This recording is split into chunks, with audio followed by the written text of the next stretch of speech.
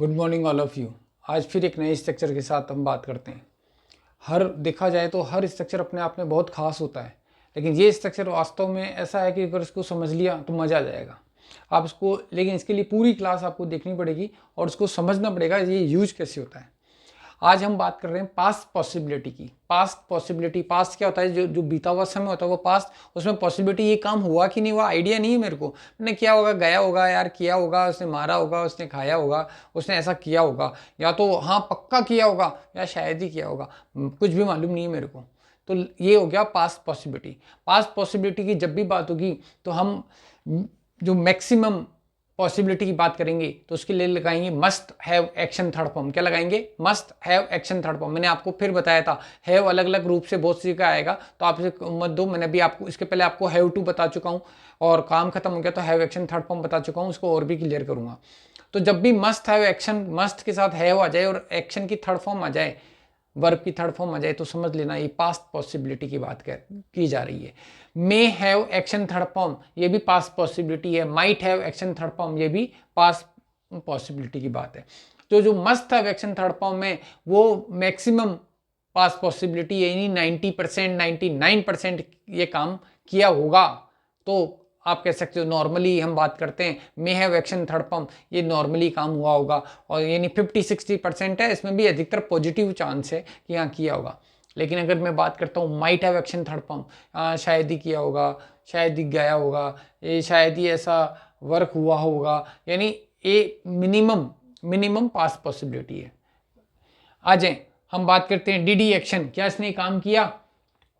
मैंने आई am not sure, मैं पक्का तो नहीं कह सकता हूँ, but he must have action third form, इसने जरूर किया होगा। नहीं, मैंने बोला he may have action third form, इसने किया तो होगा। मैंने he might have action third form, ऐसा है ही नहीं, वो किया ही नहीं होगा, इसने शायद ही किया होगा। भाई मेरे को तो विश्वास नहीं है। तो मैंने मैक्सिमम, नॉर्मल और मिनिमम जो मेरी संभावना है, पॉसिबिलिटी है, वो आपको बताई। और यही हम ऐसे के ऐसे ही हम स्पोकन में काम में लेते हैं। आइए कैसे?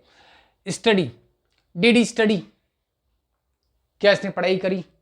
पापा ने बोला भाई पढ़ाई, चिंटू को बोला पढ़ाई कर ले, और आज पढ़ाई नहीं करेगा कल खाना नहीं मिलेगा। आज आपने मेरे से पूछा डी डी स्टडी, इसने पढ़ाई की क्या? अरे यार मैं तो सो गया था, मेरे को तो ध्यान नहीं है। तो मैंने एक आइडिया लगाया, पापा ने बोला खाना नहीं मिलेगा, ये तो भूखा रह नहीं सकता। तो मैंने कहा इसने, ये रो भी रहा था, तो मैंने कहा इसने जरूर पढ़ाई की होगी। ही must have studied, he must have third form लगा दिया स्टडीड। मैंने की होगी यार, मेरे को तो मालूम नहीं, मैं तो सो गया था। ही मे हैव स्टडीड। मैंने चिंटू पहले नंबर, मतलब इतना ऐसा है कि कितना भी बोल दो, कितना भी मार लो, कितना भी भूखा रख लो, कोई फर्क नहीं पड़ता इसको, ये पूरा बिगड़ा हुआ लड़का है। तो मैंने कहा शायद ही होगी इसने, मेरे को तो नहीं लगता की होगी। अब ये मेरे विचार हैं। तो मैंने कहा ही माइट हैव स्टडीड, शायद ही, यानी मिनिमम पॉसिबिलिटी की बात की तो माइट हैव स्टडीड। टेक बात, ऐसे अगर बात की जाए, शिल्पी नहाती नहीं है, तो आपने पूछा, पापा ने बोला, टीचर ने बोला उसको कि कल नहा के आना, नहीं तो स्कूल में नहीं आने दिया जाएगा। तो देखो आज जैसे शिल्पी आई, तो आप चूंकि मैं शिल्पी के पास में रहता हूँ, शिल्पी के घर में नहीं रहता, मैं शिल्पी के पड़ोस में रहता हूँ, तो आपने मेरे से पूछा did she action, did she take bath, did Shilpi take bath, या तो शिल्पी लगा दूं या शी लगा दूं, डिड शी टेक बाथ। मैंने कहा, या तो मेरे को मालूम पड़ गया, मैं घर गया था, मैंने देखा यस शी टुक बाथ, पक्का। हाँ नहीं मैंने तो देखा नहीं ये, no she didn't take bath, यानी 100% काम किया तो सेकंड फॉर्म, 100% नहीं किया, 100% नहीं किया तो डिडंट एक्शन। लेकिन ना तो मेरे को 100% यस मालूम है ना नो मालूम है, मैं उसके घर में तो नहीं रहता हूँ। भाई हो सकता है मुंह धो के आ गई हो, एकदम हाथ मुंह धो के, हाँ भाई मैं तो नहाई हूँ, बालों में तेल लगा के आ गई हूँ, मालूम ही नहीं पड़ता है। तो आपने पूछा डिड शी टेक बाथ, मैंने कहा यार नहीं तो होगी, जरूर नहीं होगी। She must have taken bath, she must have taken bath. अब मैंने कहा नहीं होगी भाई, इस टीचर ने बोला है, इसकी इतनी इंसल्ट हो गई तो ना के आएगी। तो मैंने कहा she may have taken bath, she may have taken bath, I am not sure. इसके पहले मैंने लगा दिया आई एम नॉट श्योर, मैं पक्का नहीं बोलता हूँ, लेकिन फिर मैंने बोल दिया she may have taken bath. अरे मैंने कहा इसको तो कितना ही बोल दो, ये तो सवाल ही नहीं होता है, नहाती नहीं है, ये नहाएगी तो कहती मैं बीमार हो जाती हूँ, तो ये नहाएगी नहीं, जब भी नहाने के लिए बोलता है तो हाथ मुंह धो के आ जाती है। तो मैंने कहा she might have taken bath, वो शायद ही नहीं होगी भाई, she might have taken bath.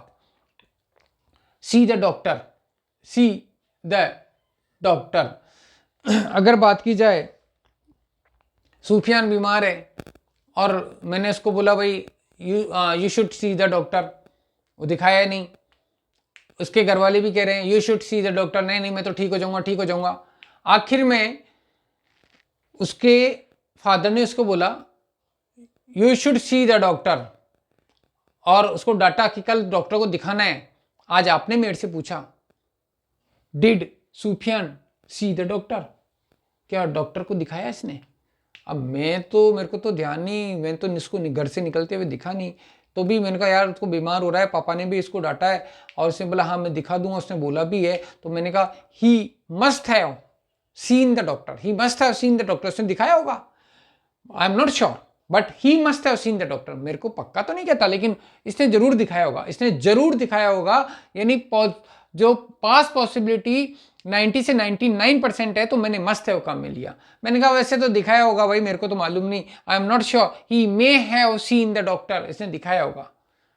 मैंने शायद ही दिखाया होगा, ये तो निकला ही नहीं। मैं सुबह से तो मैं देख रहा हूँ ये तो सो ही रहा है, तो मैंने कहा शायद ही दिखाएगा। ही might have seen the doctor, he might have seen the doctor, शायद ही ये काम किया होगा।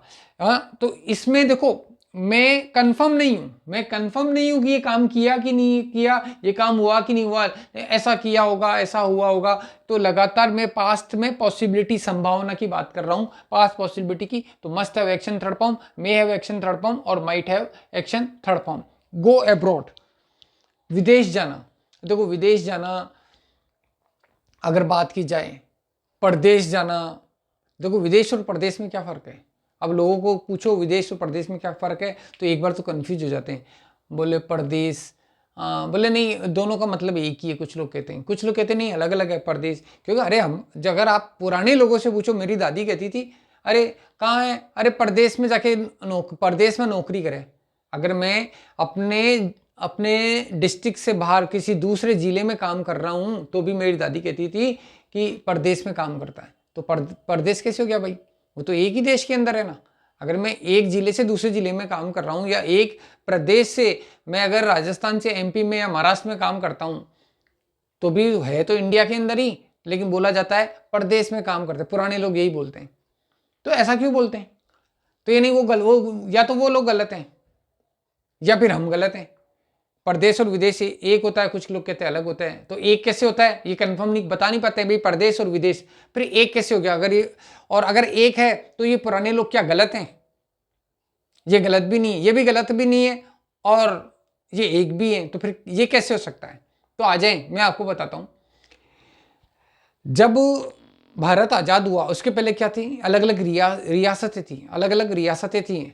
अगर हमारा राजस्थान, जिसको रजवाड़ा बोला जाता था, तो देखो जयपुर एक अलग राज्य, एक अलग देश था, किशनगढ़ एक अलग था। थे सारे एक ही धर्म को मानने वाले, लेकिन एक अलग अलग देश के हिसाब से थे।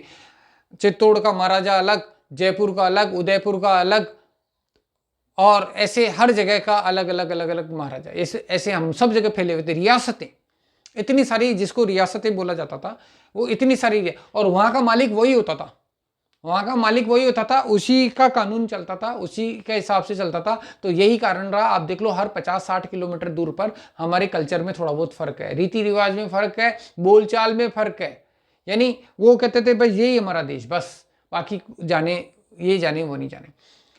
लेकिन और हम आपस में बहुत बार लड़ते भी आए, लेकिन वो ठीक है। कुल मिलाकर हम एक ही धर्म को मानने वाले एक ही थे, तो हम इसको भारतवर्ष बोलते हैं। लेकिन फिर भी हम अपना अपना अलग अलग वर्चस्व बना के रखते थे। लेकिन जैसे अंग्रेज आए, अंग्रेजों ने क्या किया? सबको जीत कर सबको एक मिला दिया, पूरे भारत को जीत के एक कर दिया, और 200 साल तक ऐसे बांध के रखा। जब 200 साल तक बांध के रखा तो हुआ क्या? हम एक दूसरे से घुल मिल गए और एक अपनत्व की भावना आई। जब हम आज़ाद हुए तो हमने सारी रियासतों को, सारी जो अलग अलग छोटे छोटे कंट्री मान रहे थे खुद को, उनको मिला लिया। और इसका फायदा क्या हुआ कि हम एक हो गए। लेकिन उस जमाने में जब बोलते थे ना कि दूसरी जगह, दूसरे प्रदेश में, नहीं तो दूसरा देश हो जाता था, वो प्रदेश वो अपनी जगह सही है। लेकिन हम कह रहे हैं कि विदेश वो भी सही है, और पुराने लोग कह रहे हैं वो भी सही है।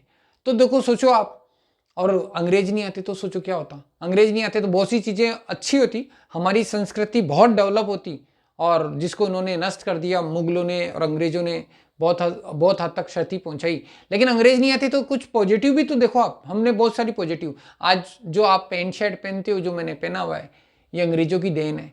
हमारा ड्रेसिंग सेंस चेंज होता। आज जो गर्ल्स जो सूट पहन रही है, स्कर्ट पहन रही है, जो ड्रेसेस पहन रही है, वो नहीं होता। नहीं तो मालूम पड़ रहा है, मैं भी किसी स्कूल कॉलेज में जाता तो धोती कुर्ता पगड़ी बांध के या टोपी लगा के जाता, और जो गर्ल्स जाती वो एक, जिसको हम बोलते हैं मारवाड़ी में, राजस्थानी में लुगड़ी, वो ओढ़ के इतना घूंघट निकाल के पढ़ने जाती। तो चेंज तो हुआ है। तो लगातार याद रखना, गो अब्रॉड, विदेश जाना। तो आपने पूछा चिंटू जाने वाला था, डिड ही गो अब्रॉड, क्या चिंटू अब्रॉड गया? मैंने कहा आई एम नॉट श्योर। कह रहा था मैं तो किसी भी हालत में जाऊंगा। ही मस्ट हैव गॉन अब्रॉड, वो जरूर गया होगा।